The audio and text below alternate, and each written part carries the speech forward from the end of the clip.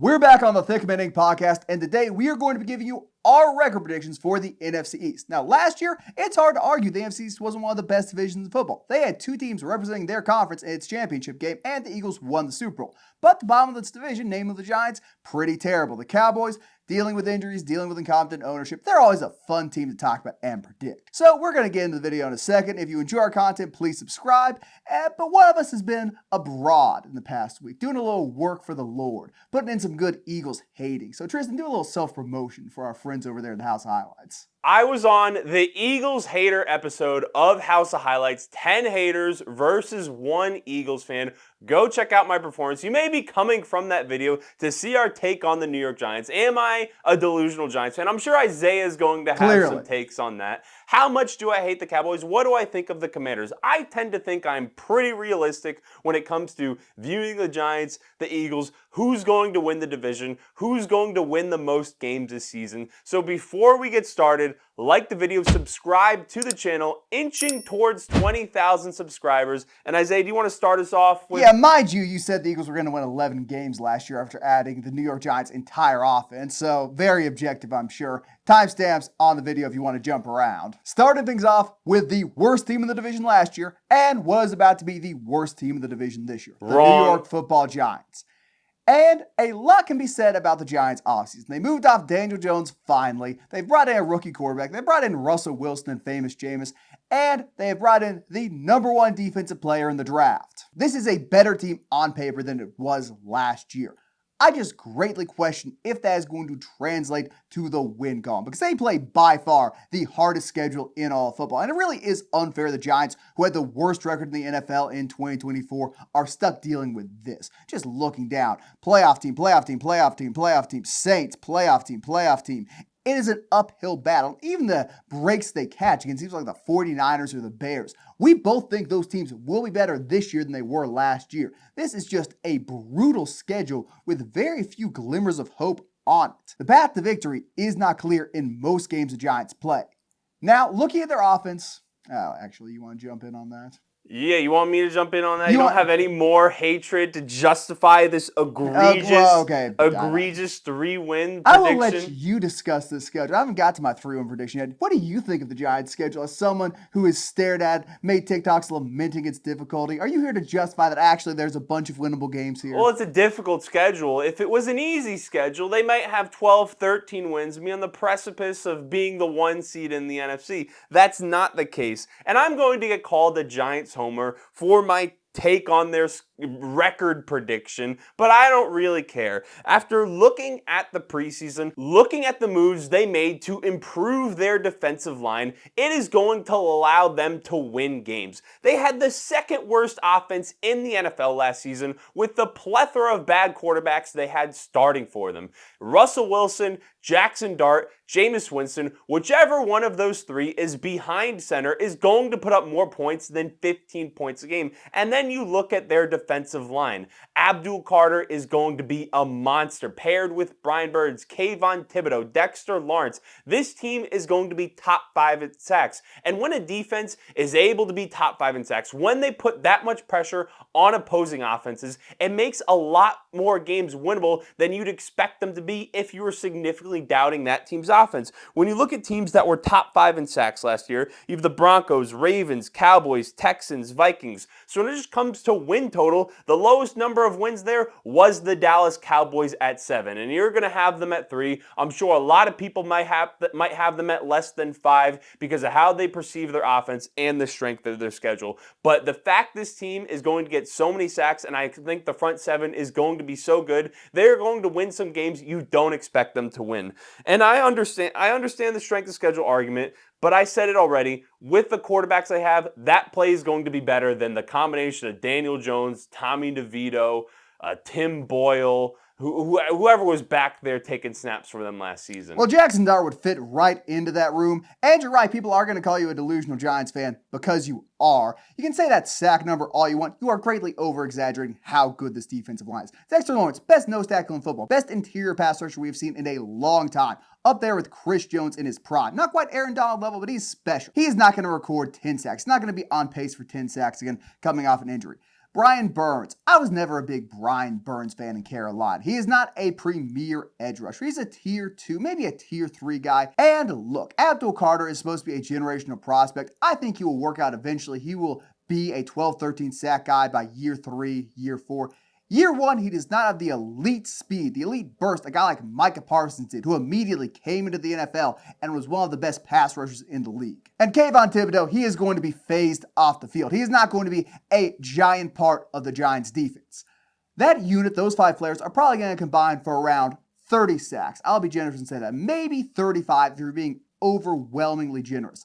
There's not a ton of sacks coming from anywhere else. I have no faith in their blitzing linebackers, in their safeties to pick up the holes. I have no faith in any other interior defensive lineman to consistently pressure the quarterback, particularly that dude out of Toledo. So they're not going to be a top 5 team in sacks. Certainly a top 10 team. Should be a very solid unit, but outside of them, the rest of this roster is awful. The secondary stinks, the linebackers are weak, the wide receiver room outside Malik Neighbors is just woeful. The O-line, the interior is still an absolute mess. Between John Runyon, John Michael Smits, Greg Van Rotten, and Evan Neal, I don't know who's the worst guy there. Unless you have a ton of faith in Jermaine Illuminor, this O-line only has one good player who has had exactly one full elite healthy season in Andrew Thomas. And he greatly raises that unit's floor, but if he goes off the field, it goes right back to being the worst in the NFL. Their tight end situation's terrible. Their running back room should be decent. I like Tyrone Tracy, and Cam Scadaboo kind of reminds me of a young Devin Singletary. And you may take that as an insult to Scadaboo because you saw that playoff game. Like Devin Singletary didn't have 52 rushing touchdowns in his final 2 years of college and wasn't a beast. The skill players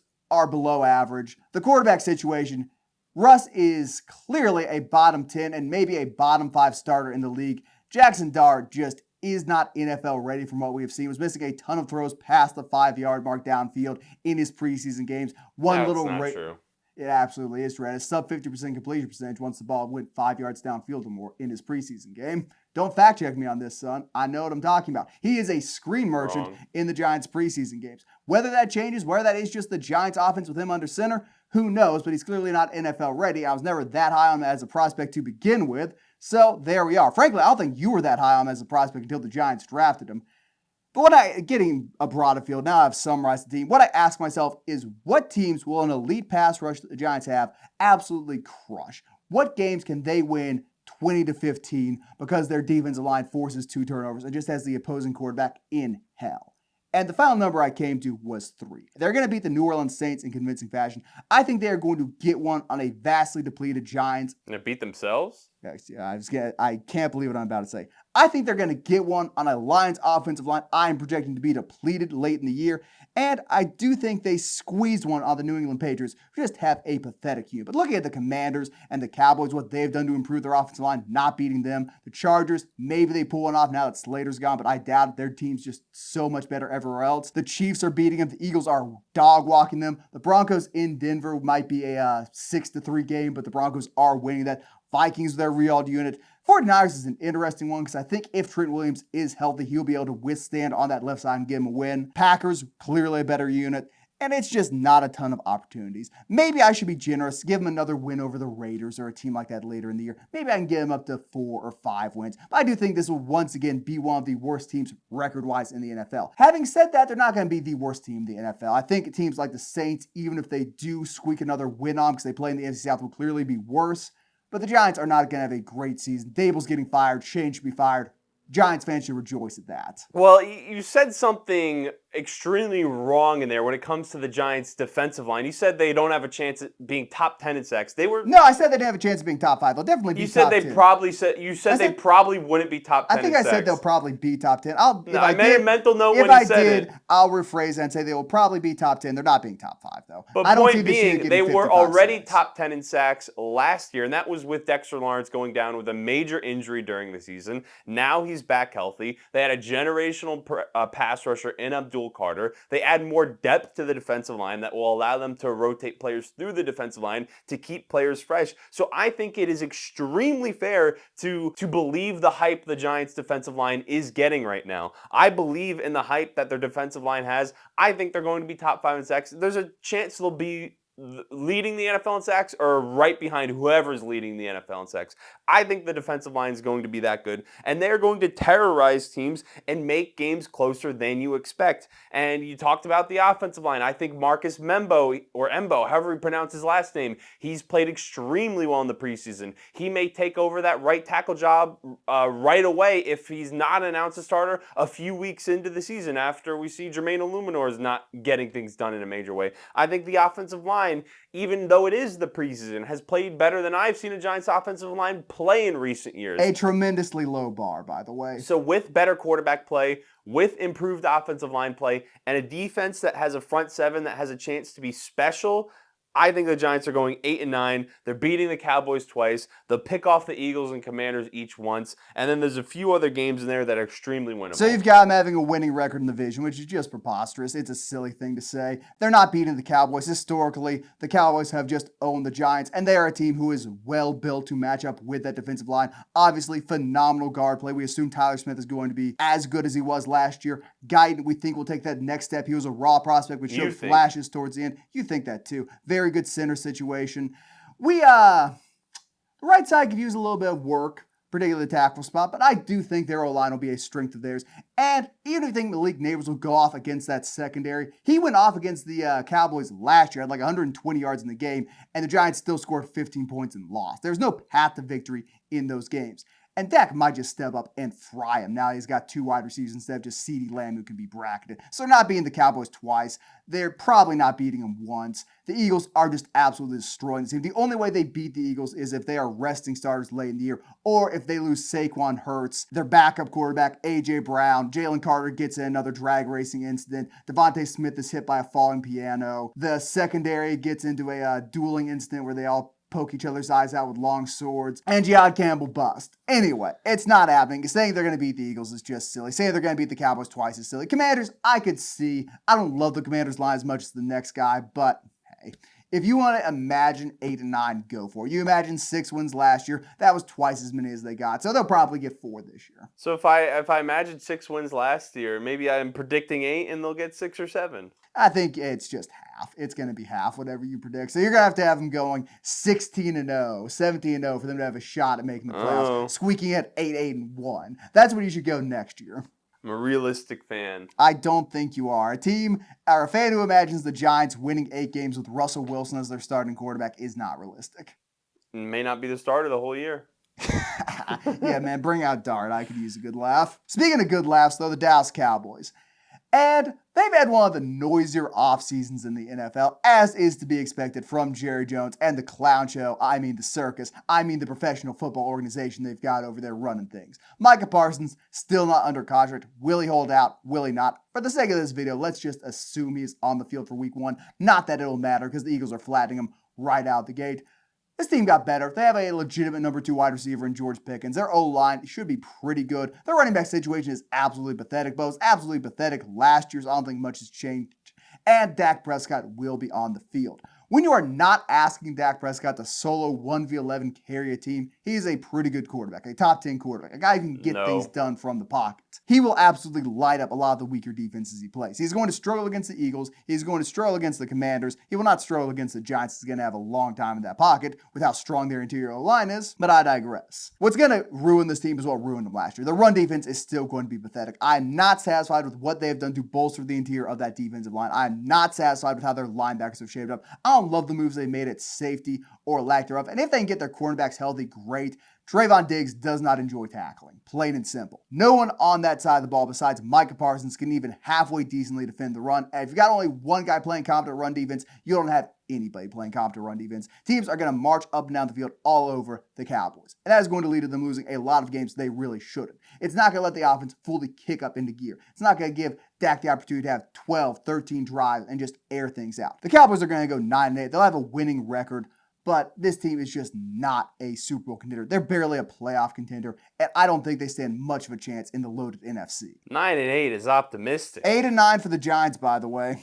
If you want to make the talent on paper argument with the Dallas Cowboys as far as it goes with them being a successful team this season, with them being on the edge, teetering on being a wild card team. I can see where you were coming from. But when it comes to a team being successful during the regular season, winning football games, it is more than just the talent on paper when it comes to this offense and the Dallas Cowboys organization. Every single thing Jerry Jones says in the media every single week gets crazier as he's aged. And it gets crazier with each passing year, passing week, and we are going to see that continue to happen. The Micah Parsons situation, not resolved yet. That's going to be a storyline throughout the season. I think he's still going to play even if he doesn't get the contract, but we know each week he doesn't sign a new extension, we're going to hear that be talked about. That is going to affect locker room dynamics. When it comes to the head coaching situation, instead of hanging on to Mike McCarthy, who had 3 straight seasons of 12-5, then has a losing season when he loses his starting quarterback, still wins 7 games, you decide to kick him to the curb,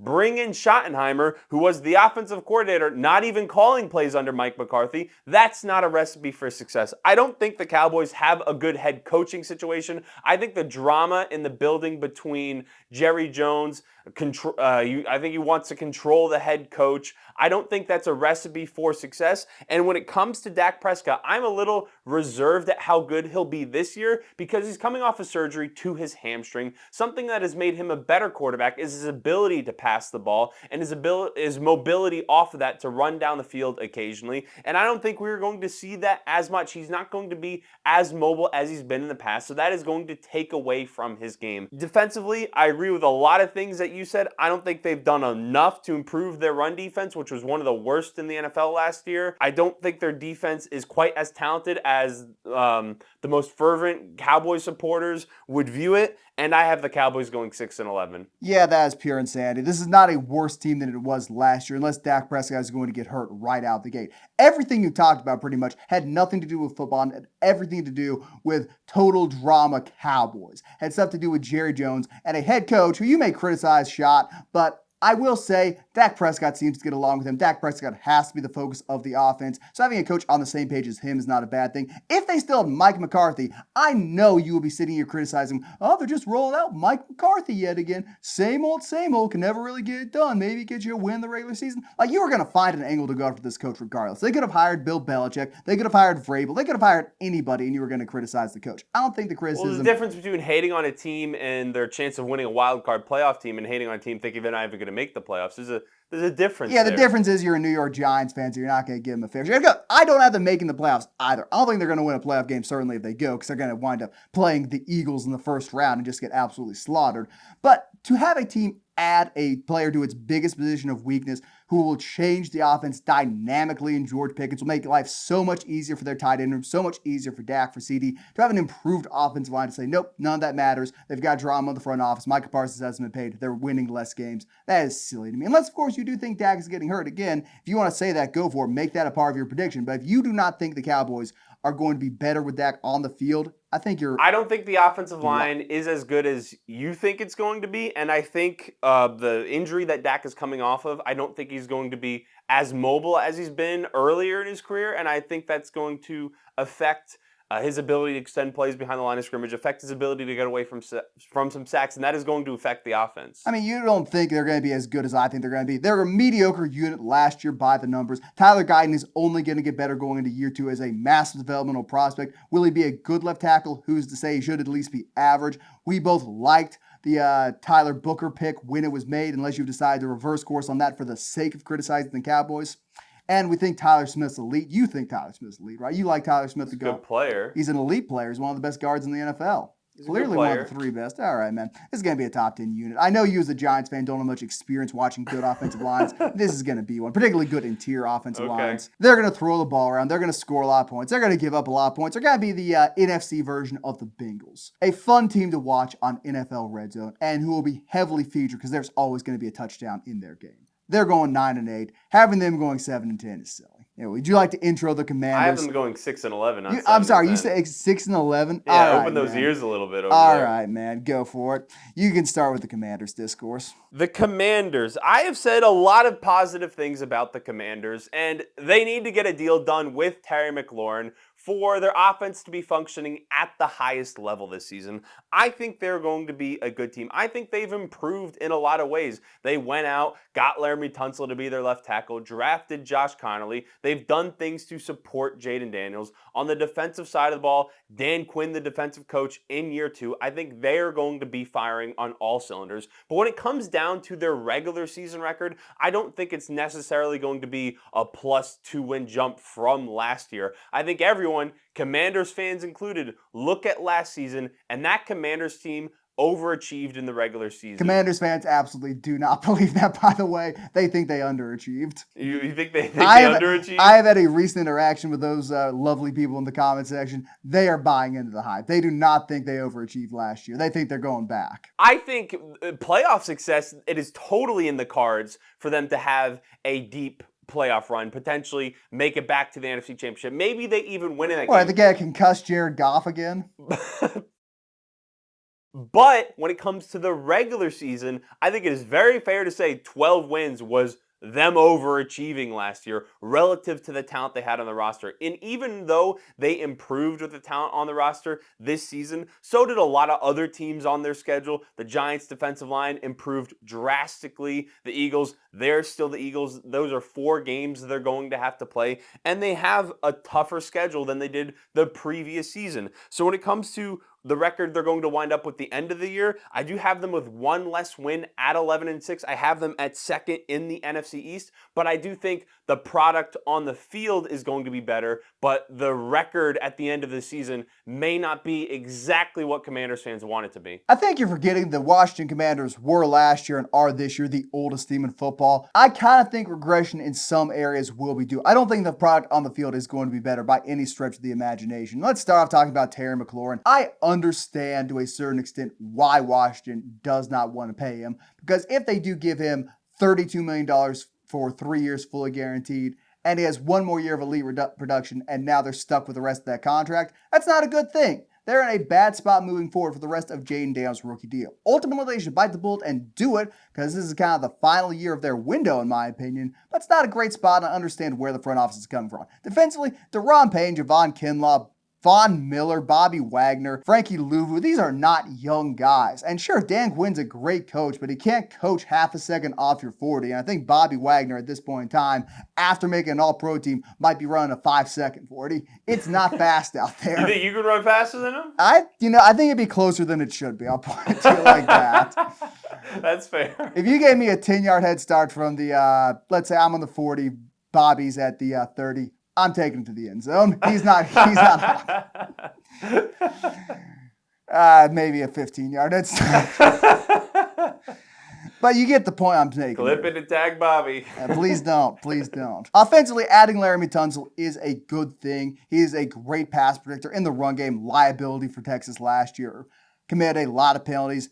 That could just be a year-to-year variation thing, or he might just be that guy at this point in his career where he false starts and holds all the time. Deebo Samuel, I don't think Deebo's as washed as some people think, but clearly he is not the Pro Bowl, all-pro level player he was at points in San Francisco. The running back group, they're trying to trade Brian Robinson Jr., which I just fundamentally disagree with. He's got some limitations as an athlete and weaker vision, but he is a powerful goal line back who can get you a tough 3 or 4 yards by running into the back of his own lineman to do it, sure. But shipping him off the team in favor of a 7th-round draft who's had some good clips in preseason and training camp is just stupid. Not a believer in Ja'Cory? Not a big believer in Ja'Cory. Not a big believer in Austin Eckler either. And then the rest of their skill players, Zach Ertz, ancient, Noah Brown, not special. The interior of their O-line, I flip-flop back and forth. I think Brandon Coleman and Sam Cosmi are pretty good players. So they should have a good interior run game, whatever they do at the running back position. I don't know. The strengths of this team are their cornerback room and their quarterback, and that'll win you some games, sure, but I don't think it's going to win you 10, 11, 12, particularly with how tough their schedule is. Ultimately, if I said 10, I think it wins them exactly then. I got them going 10-7, regressing a little bit in terms of win total, and by way of a tiebreaker, not making the playoffs, which would be a massive fall from where they were in 2024. Commanders fans will be upset by that prediction, but at the end of the day, you are still in a great spot with a young quarterback. Not that young of a quarterback because he was a 24-year-old rookie, and your future is bright, assuming you can move off some of the old contracts on this team. I would be shocked if they don't make the playoffs next year. I mean, how good do you think the NFC is? I got a lot of teams with a winning record in the NFC, but I don't have anyone truly running away with it. Yeah, I think they're going to be better than a lot of teams in the NFC North this year. I mean, I think they'll be I better think than they're at better least than a two. lot of teams, all the teams in the NFC South except for one. That may be true, but that one team may have a better record than the Command, or two teams NFC in there. West, there's two teams I'm confident. The Oh, yeah. Seahawks and the Cardinals. Sure. Well, I don't think the Congratulations. Seahawks are good. Seahawks, big question mark next to them, but when 49ers, Rams, like there's not a lot of teams in the NFC where their ceiling is as high as the Commanders. Look, if we're playing the ceiling game, sure, but I don't think we're playing the ceiling game. I think we're looking at the realistic possibility this team is limping by the midway point of the year and could be in a similar position as the Detroit Lions team they played in the playoffs last year by the end of it, where they were missing a ton of starters on defense, and the offense has to go out and try and score 40 points a game to win them matchups, which they can do conceivably, but I'm not that hopeful. And 10-7 is still a very generous record. 10-7, 11-6. That could be a tipped ball interception that ends the game. That's the Hail Mary not going your way against the Bears. Yeah, exactly. Plus Marcus Mariota not lighting up whatever team he came in and backed up against when Jaden Daniels went down. So should we get to the Eagles now? Yeah, the Philadelphia Eagles. Why not? Let's talk about them. They were the best team in football last year. Not much to argue about there. They will be one of the best teams in football this year. But when you're predicting the Eagles' record, you've got to think about a few things. One, how much is the defensive drain really going to hurt them? How big of an upgrade will Jahad Campbell be over their second off-ball linebacker? What are they getting in their secondary to replace Darius Slay? And will those pieces be enough to aid a greatly depleted defensive line? Or will the draft picks the Eagles made help that defensive line not fall off as much as we think it's going to? Because this team was making games as they did because they just stoned people up front. They were dominant in the trenches, particularly the defensive trenches. They had a deep rotation and they could just shut down any offense. We saw it in the Super Bowl. We saw it all throughout the playoffs. This defensive line and this defense in general were fantastic. They're going to take a step back. The question is how big of a step back. And I don't think it'll be huge, but I don't think they'll be the best defense in football anymore. Maybe a top 5 unit, certainly not on par with a team like the Broncos. And that's going to cut into their win total.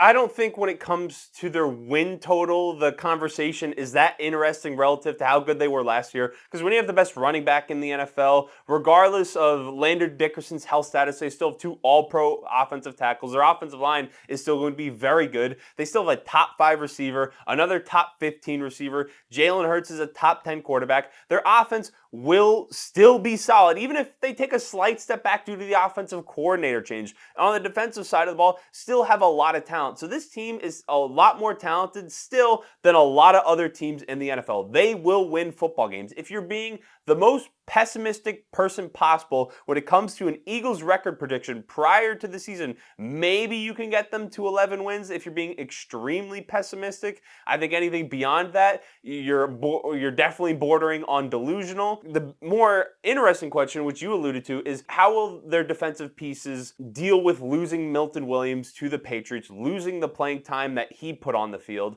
losing Josh Sweat to the Arizona Cardinals, having Brandon Graham retire. When you look at guys who are going to be asked more of them this season, Jordan Davis only played 37% of defensive snaps last year. Nolan Smith only played 54% of defensive snaps. They are going to be asked to be on the field a lot more. How will that affect their stamina? How will that affect their ability to give 100% throughout the course of an entire football game? They could, of course, see their stats go up because they're on the field more, but will they put in as many quality reps? I think that was an underrated element to the Eagles last year when people talk about how good that team was, their depth and ability to rotate through the defensive line, and I think that will hurt their ability to repeat as Super Bowl champions, repeat as NFC champions, and I think that will potentially take them out of the playoffs compared to what we saw last year, but I still have them going 13-4 during the regular season. Yeah, I mean, Adoree Jackson is now their cornerback too. I don't think that's a particularly strong second option next to Quinyon Mitchell. Obviously, you got DeJean in the slot, but if you're having him line up outside a ton, you're asking for it. If Andrew Makuba is the ball hawk he is billed to be, that unit shouldn't take too much of a step back, but if he's just not a guy who can produce 5-6 interceptions and end opposing offenses' drives, I think they'll be more susceptible to getting air raid, particularly if Nolan Smith's a little bit more tired, can't get to the quarterback in 2.2 seconds, takes 2.5, 3 seconds to get there instead. Then you see teams start moving the ball through the air in a way they just didn't last year. Looking at the offense, they brought pretty much everything back besides Mekhi Becton, and the question you've got to ask yourself is, can this Eagles team get lucky? Because last year, they were missing A.J. Brown for a few games. They lost Jordan Mailata for a few games. Becton didn't play a few games. But Overall, their offense stayed mostly healthy throughout the year and was fully healthy for when the playoffs started. If that's the case again, this unit should be fantastic. I don't buy too much into the idea this team can't drop back and pass if they really need to, but would just much prefer giving the ball to Saquon and getting 5.5, 6 yards a chunk every single time. Can Saquon sustain another 480 touch season like he did last year? Even if he is hitting linebackers and safeties instead of defensive tackles, that is an insane workload to put on a running back. I don't know. If he goes down, their offense gets a whole lot worse. Will Shipley is not a Saquon Barkley replacement. He's not someone you can hand the ball to 25, 30 times and have save a game for you. Will Jalen Hurts be on the field for the entirety of the season with his physical running style, with his history of injuries? I don't know. I hope he is. I'm a Jalen Hurts guy. I think he's a top 5 quarterback. But if he is not on the field, what does this passing attack look like? Do you really have a ton of faith in Tanner McKee? I mean, I'm sure the Eagles fans do have a ton of faith. I mean, in apparently someone's going to trade a second-round pick for him. Apparently he's the guy, and he's better than half the teams in the NFL starting quarterback. You would not like to see that theory put into practice, by the way. I'll just tell you that. You don't want to see Tanner McKee trot out on the field because that means bad things for the Eagles offense, and you really know. You're just trolling to try and get a third. If the offense can stay healthy, I think they'll be great, but I am not a believer in that. I think A.J. Brown is always a risk. I think Saquon Barkley will break down if you put another 500 touches on him. And I think Hurts, it's always a coin flip if he's going to be able to make it through an entire season.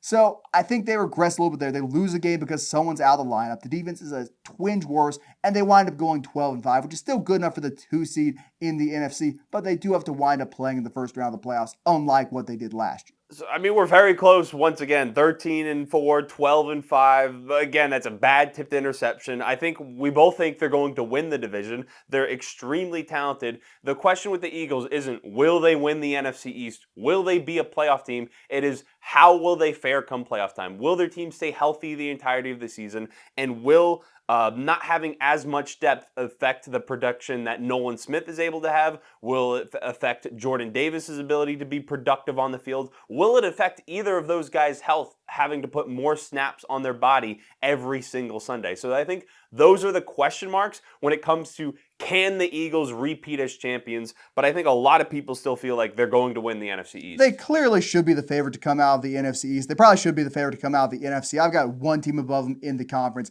I personally do not know who I would favor if they played each other head-to-head in a NFC Championship game. I have painful memories of the last time that happened, so I don't want to get too optimistic. But at the end of the day, we are asking ourselves the same questions with the Philadelphia Eagles that we asked ourselves last year with the Chiefs. Will injuries rear their heads with their old players like Travis Kelce or Chris Jones? How will the loss of depth hurt their defense? Will the pieces they added into the draft be able to step up day one? That is a sign this is a great team, that we have these doubts about them, and we've still each got them going 12-5 or 13-4. The Eagles are great. You know they're great. They aren't worried about the regular season all that much. And if they have to play in the first round of the playoffs, so be it. That has been our NFC East record predictions. Let me know if you think I'm a delusional Giants fan down in the comments below. Like the video, subscribe to our channel, and we'll see you in the next one.